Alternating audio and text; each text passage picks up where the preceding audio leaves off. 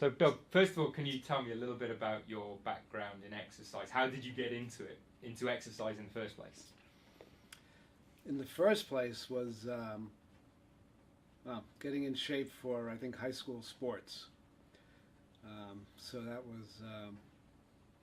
was mid 1970s, and a lot of calisthenics and a lot of universal gym at the high school. The Nautilus type stuff and actually any of the exercise science stuff didn't come till later. What sports were you prepping for?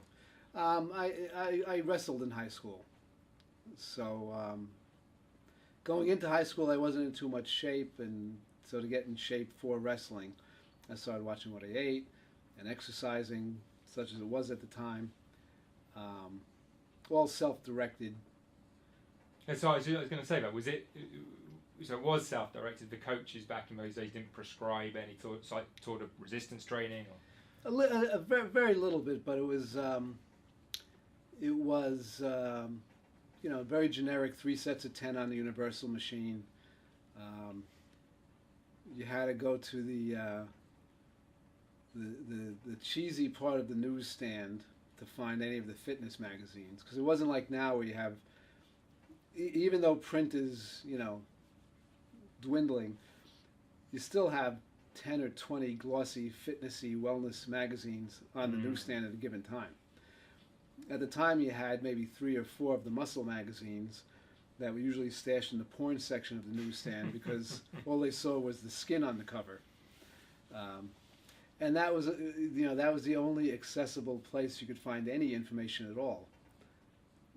Again, it's not like today where the bookstores have a wing devoted to fitness and wellness, or the internet has more fitness and wellness stuff that you can more than is good anyway. But at the time, very limited sources. So. And did you have good results from what you were doing? Were you frustrated? What happened then? No, probably generally good, because I went into high school out of shape, and through wrestling and working out and practicing, you pretty quickly at that age get in shape if you're even doing something remotely.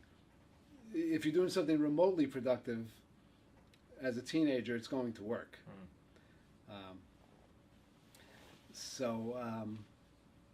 And I wasn't a raging success athletically, but the practice gives you a discipline and the physical effort.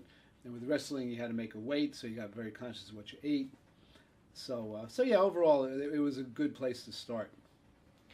And is that what led you to a career in the world of fitness? That interest then, or did you start another career first, or what happened next? Well, when I went to college, I did start in a different direction.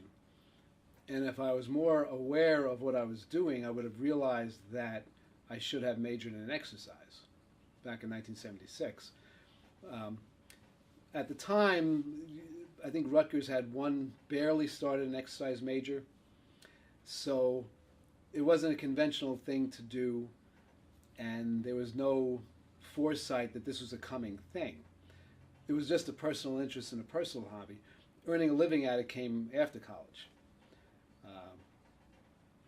But no, so the earning a living at it came from my genuine interest.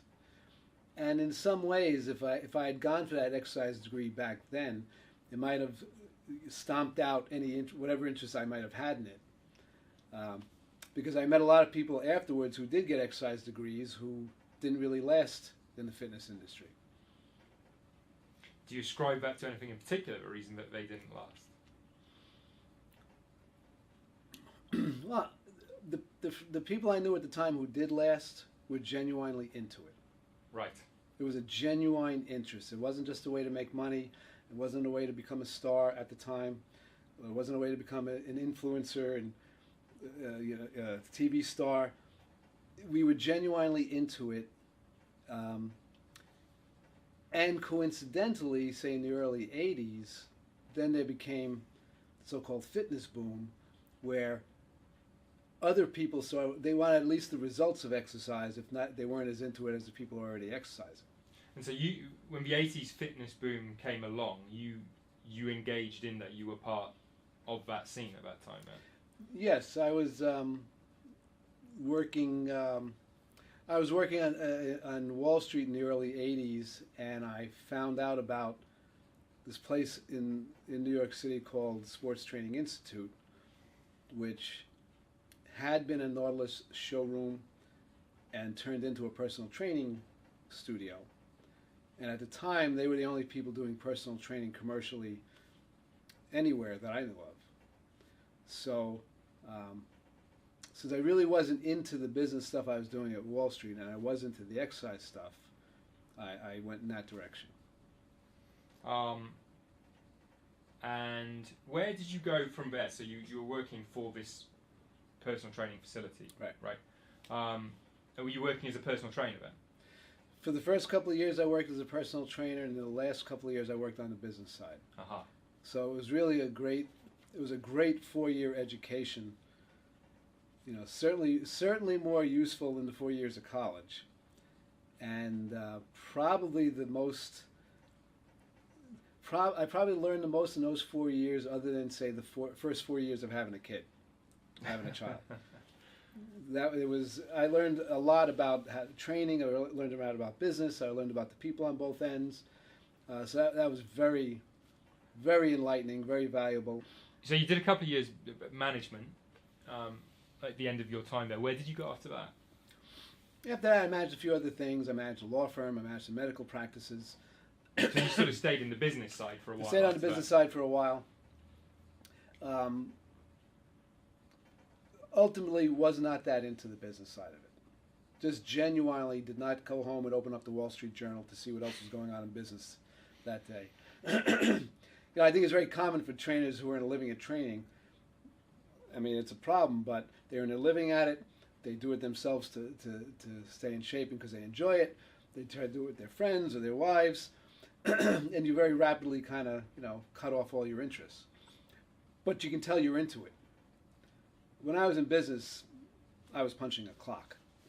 You know, I was done with the day. I did not read the Wall Street Journal. I did not read Business Week. I did not read Fortune. It just wasn't my thing. So how did you re-enter the world of fitness and exercise again after that? I went back to the same company. And had much changed in the intervening years? A lot changed. Yeah. Like I said, first of all, you didn't have the Nautilus influenced trainers anymore. Right. You had a lot more competition for clients and attention, and a lot more. And did you go back as management or as a personal trainer? As management. Yeah. The difference in the gym scene between 1983 New York City and 1996 New York City was huge. 1983. Yeah, it's almost 15, 20 years difference. You went from being you went from having the rare spots, like you could count the number of gyms in Manhattan in the early 1980s. By the mid 1990s, you had franchise gyms on every corner, and you had little neighborhood gyms that like were offshoots of the original personal training gym, because maybe a client and a trainer went off and opened a small little gym. You had well-equipped gyms in the basements of apartment buildings, because the apartment buildings knew their residents went to gyms, so they put a gym right there as a way of, you know, as an amenity to their residents. Very, very different than 1983. I want to go back a little bit to you, because we started your story, and what we didn't get to was opening up this facility in Cranbury, New Jersey, Optimal Exercise. Can you tell me a little bit about that, when that was, how you got this up and running, and how you got it to where it is now? 2006, I opened it. So if you're counting, that's well over 20 years since first being a personal trainer that I felt confident opening a studio. Because all along I knew there was stuff I didn't know. Right? And I saw a lot of my trainer peers in New York from the early days leave to open their own place and crash and burn. So I knew there was stuff I was missing. They were missing it too, but they didn't realize they were missing it. So after 2001, I stopped working in Manhattan. I started working in Princeton out of a physical therapy clinic. And then at a certain point, I realized most of my clients were coming from this area. So them coming here was going to be more convenient than going there. And the other thing is since what I'm doing is a bit different than what happens in conventional gyms, even conventional weight training gyms, I really didn't want the distraction. Because invariably, if I was training somebody in a public gym and I'm, cutting the range of motion shorter than what's accepted, or if I'm doing an exercise a certain way that's different from they're used to seeing the exercise, invariably that would lead to tension with the other trainers or with the clients. And it's just easier to train people the way I want to train people, for what I think are valid reasons, in my own setting.